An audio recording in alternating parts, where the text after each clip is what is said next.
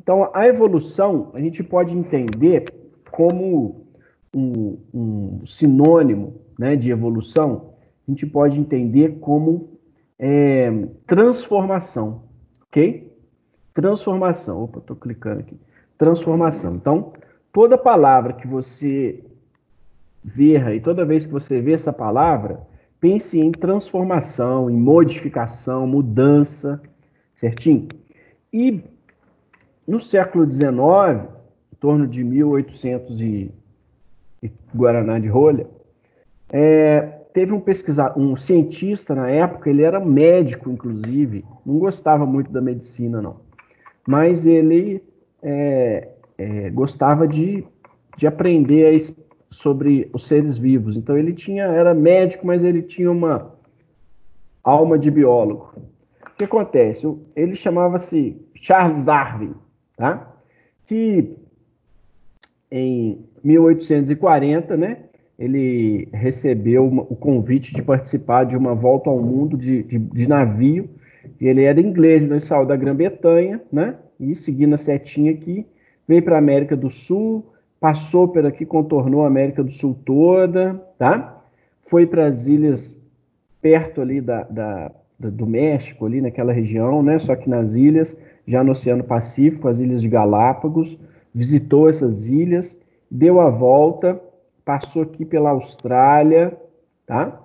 O arquipélago Malaio ali na Oceania, depois chegou no sul da África, voltou para o Brasil e aí retornou de novo para a Grã-Bretanha, certinho?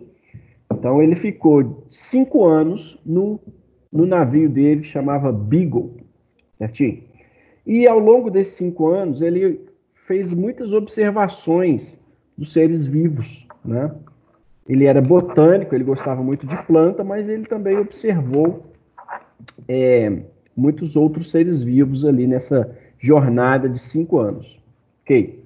E aí ele verificou que algumas dessas populações tinham indivíduos diferentes uns dos outros. Então, por exemplo, aqui, uma população de joaninha, que vocês estão vendo aqui, tem umas mais escuras e mais outras, umas com os pintinhas maiores do que outras e por aí vai.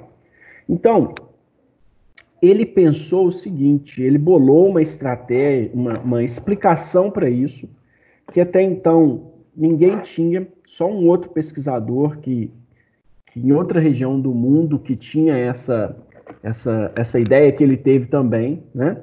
Coincidiu dele também ter essa ideia, mas na época ele foi bem inovador. E aí ele foi o primeiro mesmo, né?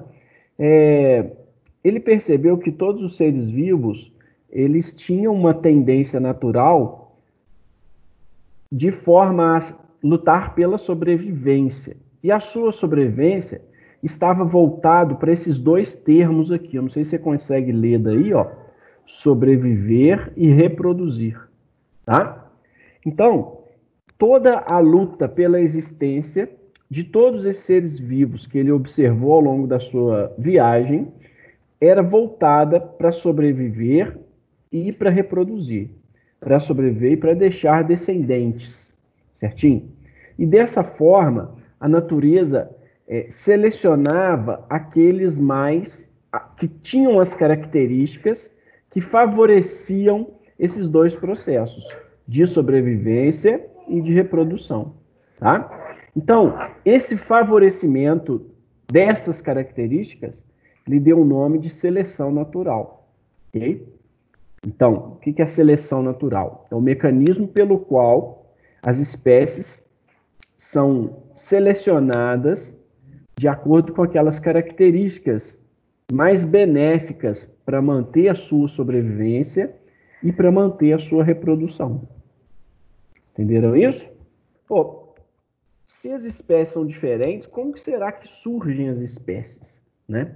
Então, esse processo de formação de novas espécies a partir de uma espécie ancestral é chamado de especiação, tá? Especiação é o processo de geração, de formação de novas espécies, ok? Ele representou isso como se fosse uma árvore. Como ele era botânico, ele gostava muito de árvore, né? Gostava muito de plantas.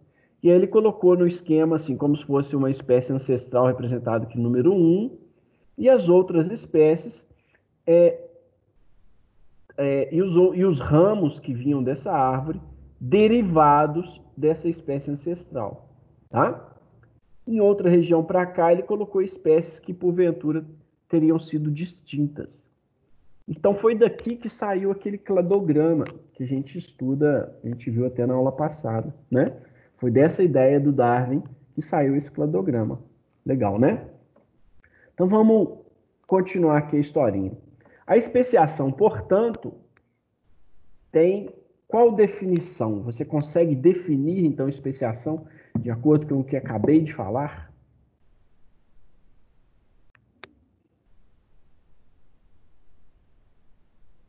Isso mesmo. Finge que eu ouvi vocês falando juntinhos. Especiação é o processo, então, de geração, de formação de novas espécies, ok? A partir de uma espécie ancestral. Então, para isso acontecer, são necessários, a gente já viu isso na aula passada, dois grandes eventos, cladogênese e a anagênese. Tem uma espécie ancestral que, a partir do tempo, que o tempo vai passando, né, surgem variações genéticas nessa população dessa espécie, né? E aí, efeitos cladogenéticos, como por exemplo, uma barreira geográfica, separa os indivíduos de uma e outra, que, sob influência desses mesmos processos anagenéticos de variabilidade genética, né, originam a espécie A e a espécie B. Ok? Então aí está a especiação. Olha só, a especiação pode acontecer no próprio ambiente que a população estava, no próprio ambiente original, tá? Onde uma população forma novas espécies quando está isolada geograficamente da população parental, tá?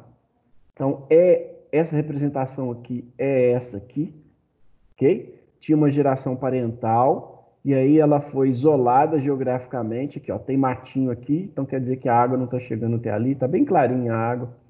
Então essa espécie ficou isolada dessa, né? Na verdade, antes disso, esse grupo ficou isolado desse, e aí com o tempo ele deu origem a uma espécie diferente. Agora, tem a especiação alopátrica. Desculpa, essa é a especiação alopátrica. Na especiação simpátrica, uma pequena população se torna uma nova espécie sem haver separação geográfica. Então, outros mecanismos, tá, são responsáveis por essa especiação.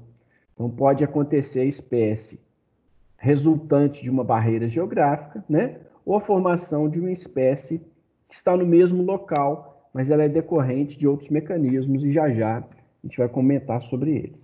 Certinho? Então, por exemplo, olha só, a variação do bico dos tentilhões de Galápagos. Então, Galápagos foi aquela ilha, né, que o Darwin passou, aquele conjunto de ilhas. Ele observou que esses passarinhos, os tentilhões, têm bicos diferentes, tá? Esses bicos diferentes foram originados porque eles estavam isolados geograficamente uns dos outros. Então, esses indivíduos desenvolveram bicos que permitiam melhor conseguir alimento ali, de acordo com a disponibilidade que tinha em cada ilha daquela. Tá? Então, eles vieram de uma ancestral, de um passarinho ancestral, um tentilhão desse ancestral, tá? E a partir do isolamento geográfico, entende-se como as diferentes ilhas, eles se tornaram espécies diferentes. Essa população ancestral se tornou espécie diferente. Então, é um exemplo da especiação alopátrica, tá? Ilhas diferentes, tá? Certinho? Essa especiação alopátrica, ela pode ser resultante de vários mecanismos diferentes. Alguns deles são o seguinte, ó. O isolamento geográfico, na verdade, é um dos fatores que podem gerar essa especiação.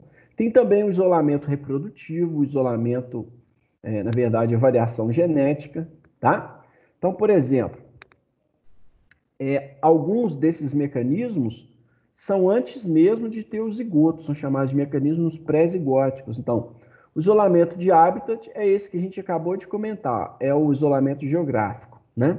Mas tem também isolamentos temporais, né? Ou sazonais, o próprio nome pode variar aqui. Onde, por exemplo, às vezes uma espécie se torna reprodutiva numa época do ano e outra parte da população se torna reprodutiva em outra época do ano, e aí com isso elas acabam gerando espécies diferentes, tá? Então, vou repetir. No isolamento temporal, ou também chamado de sazonal, uma espécie ancestral, uma população ancestral, né? Ela se torna reprodutivamente madura em momentos diferentes, e aí com o tempo e outros fatores, ela acaba originando espécies diferentes. Tá? O isolamento comportamental também tem a ver com isso, onde, por exemplo, são feitos aqueles rituais de acasalamento, né? E aí a fêmea geralmente escolhe qual macho que melhor responde a ele. Então são maneiras de promover aí a seleção, né? E vai a manutenção para a formação de uma nova espécie, ok? Tem o isolamento mecânico também, às vezes uma população, ela tem os indivíduos são geneticamente diferentes, isso gera formas diferentes, né? E aí os seus órgãos copulatórios não se encontram, é um isolamento mecânico, reprodutivo, tá? Isso aí impede a fecundação, todos esses aqui impedem a fecundação, são pré-zigóticos, ok? Outros são pós-zigóticos, como a variabilidade do híbrido, né? O que quer dizer isso? Se o indivíduo encontrou com outro, houve fecundação, mas esse zigoto resultante gerou um organismo que ele não desenvolve direito, ele tem malformações, tá? E aí ele desenvolve, mas ele não sobrevive muito tempo até chegar na época reprodutiva, né? Ou ele pode até chegar na época reprodutiva, mas aí forma um organismo, né, que não é fértil, ele é estéril, certo? E tem aqueles que geram um aborto mesmo, ele nem desenvolve, tá? Então, eu coloquei aqui para vocês, ó, no slide anterior e nesse, mecanismos de especiação alopátrica pré e pós-zigóticos, e aqui tem a descrição de alguns exemplos, tá? Então, tem exemplos aqui de cada um desses mecanismos que eu coloquei para vocês, certinho? Então, alopátrica é aquela, especiação alopátrica é aquela onde, através de um isolamento geográfico, a espécie original se diferencia em duas, isoladas, né? Agora, na especiação simpátrica, vai ser algum outro fator que não o isolamento geográfico que promoveu ou permitiu essa especiação. No caso, pode ser tanto a chamada autopoliploidia quanto a chamada alopoliploidia. O que seria isso? Seria o seguinte, ó, na especiação simpática, como não há isolamento geográfico, é alguma coisa do próprio local ali, né?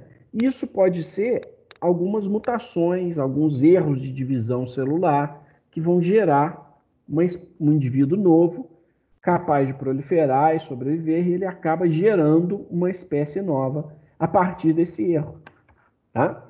Então aqui, por exemplo, ó, vamos supor que o organismo lá tinha células diploides igual a 6, tinham 6 cromossomos, e um erro na divisão celular gerou uma célula tetraploide, olha só, tá? Virou um organismo tetraploide. Quando ele faz meiose, ele forma gametas diploides que se juntam e formam novos organismos tetraploides. Então, nesse caso, é uma especiação simpátrica, que aconteceu na mesma população sem isolamento geográfico, da própria espécie. Foi um erro na divisão celular dos próprios indivíduos dessa espécie. Tá? Mas, de outro modo, acontece o seguinte, pode haver no mesmo local diferentes espécies, tá? E essas diferentes espécies acabam originando uma nova espécie, porque elas são capazes de fertilizar umas às outras. Então, por exemplo, nessa espécie de planta aqui, ó, essa espécie que tem 12 cromossomos formou gametas, né? Que essa outra espécie, também com 12 cromossomos, elas se juntaram e geraram uma outra espécie híbrida, tá? Que no caso aqui tem 24 cromossomos. É uma poliploidia, olha, aumentou o número de cromossomos dela, dobrou o número de cromossomos, tá?